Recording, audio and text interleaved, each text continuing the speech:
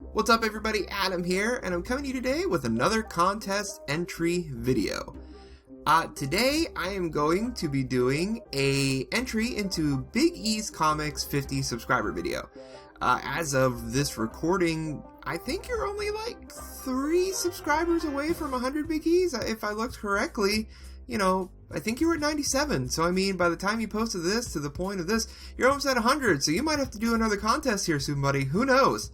But I'm glad I found you. I like your table. I like your channel a lot. I like watching the different stuff you do.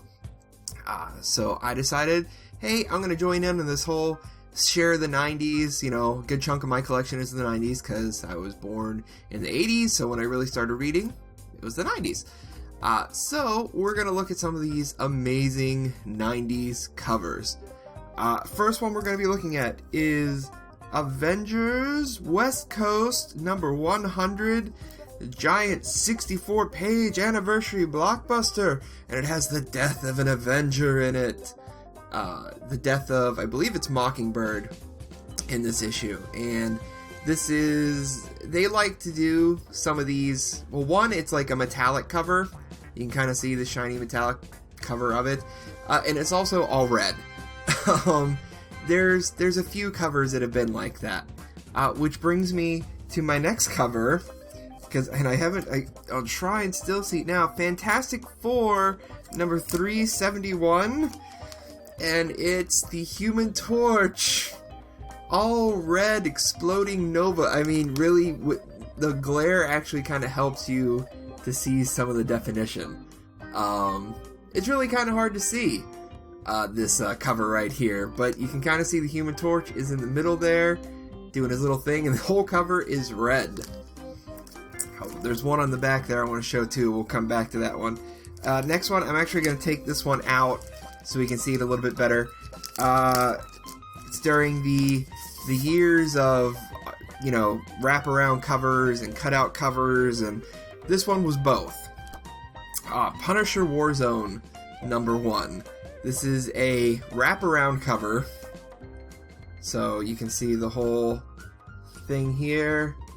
He's got, see if I can get it this way, he's got the whole shooting thing going on there, and when you look at the front, it's got the skull coming through, you've got the bullet holes coming through, there's a lot of cool stuff going on, and then if that wasn't enough, you've got on the inside, technically not the cover, but still they're making good use of everything. You got the giant Punisher emblem, Punisher blowing people away on the inside, so a little bit there, and then, because that just wasn't enough, even more Punisher killing on the back cover there.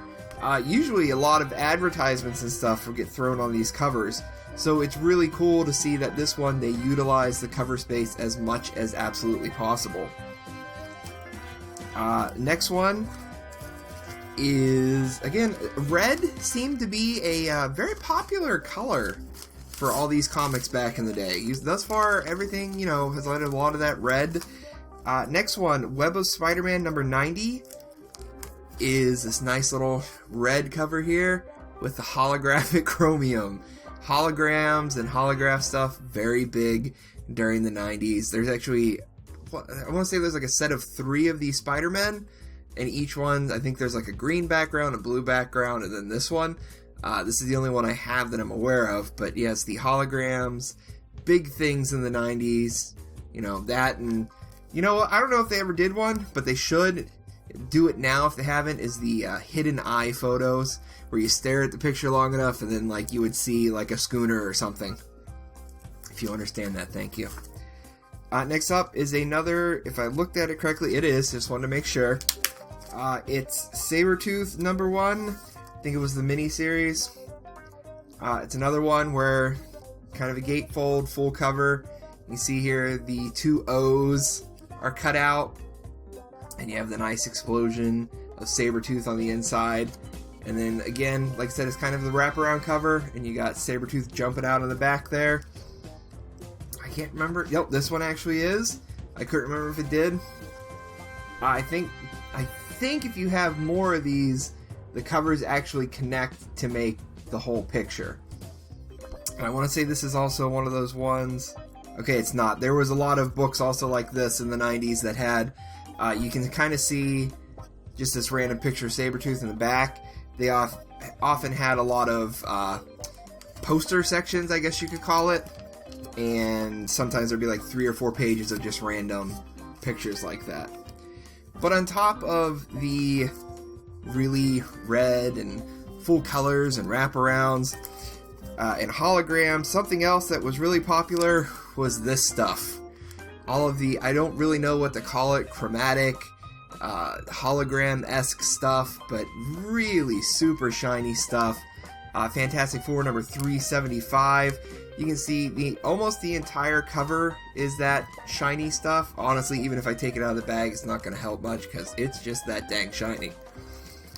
Which brings us to the next one, Venom. Oh god, they did not think this well. Color theory was not on their mind.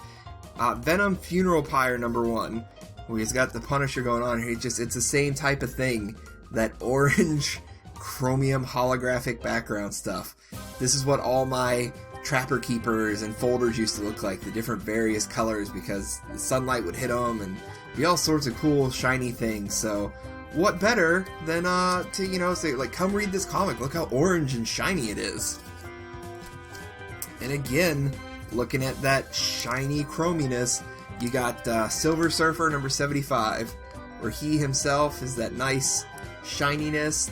The title is nice and shiny, and then it just has floating heads in the background. This was all, anything that was an anniversary book, the 25, 50, 75, any of the year books, all of them had some sort of super gimmicky thing like this. A lot of that's kind of overlooked now, or nobody really thinks about it. Something else that was really big, I couldn't find, I have 2 or 3 other, but I couldn't find them. Bagged comics. Here you have Batman number 500. Got the nice little night. I believe this is night. This is the last part of Nightfall. I can't remember if it was the last part of Nightfall or the start of Night's Quest. But all of them were bagged and usually came with something.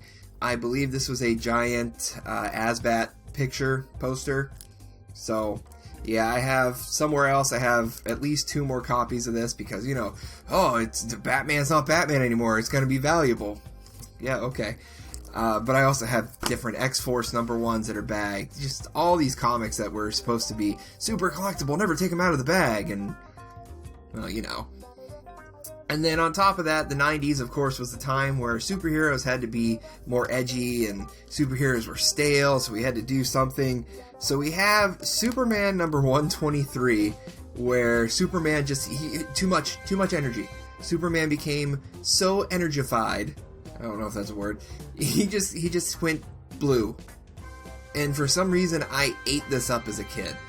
And I'll never understand why, but I absolutely loved it. It was just one of those things that was really, really cool, seeing Superman all new and all different and new powers, and looking back on it, it was just really gimmicky, and it's kind of glad that they let Superman get back to normal.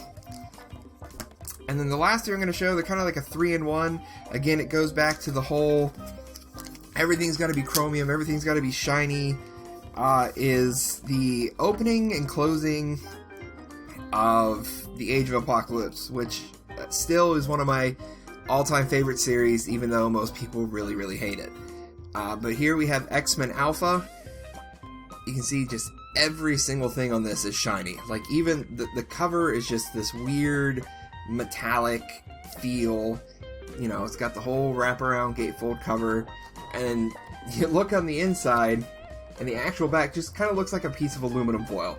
It looks like they colored aluminum foil for the book. And you can see it's just printed on there, it's pressed on there, so it's even got texture.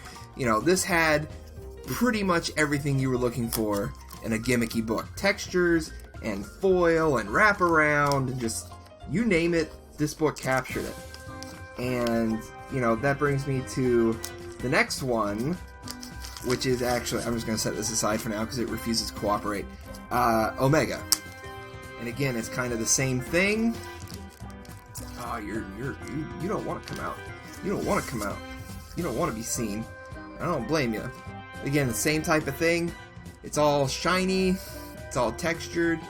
It's all wrapped around. And again, the pressed aluminum foil on the inside. And then that brings us to the last cover I want to show off, which again is that, you know, they tried to get as many gimmicks as they can into one cover, and that's X-Men Prime when, you know, the Age of Apocalypse ended and everything was getting back to normal. And now not only do you have a somewhat textured cover, it's wraparound, it's got the shiny chromium stuff on it, it's textured, it's got sparkles on it, it's gatefold, it's got the additional background here because the actual cover itself is transparent. You know, they did anything and everything that they could to make this a very, very gimmicky cover. And that's, you know, one of the great things about the 90s and one of the absolutely terrible things about the 90s. You know, thanks for bringing about the stock market crash, quote unquote, of the comic books there with all this flooding of the super special covers and everything. But yeah, that is what I wanted to share with you today. Again, congratulations, sir, on reaching a milestone of 50. And like I said, you are creeping up on 100 super fast, because this is a really cool community to be a part of, and I'm glad that I'm part of it too. So congratulations again to you, sir, and I hope all the best for you in the future. So take care.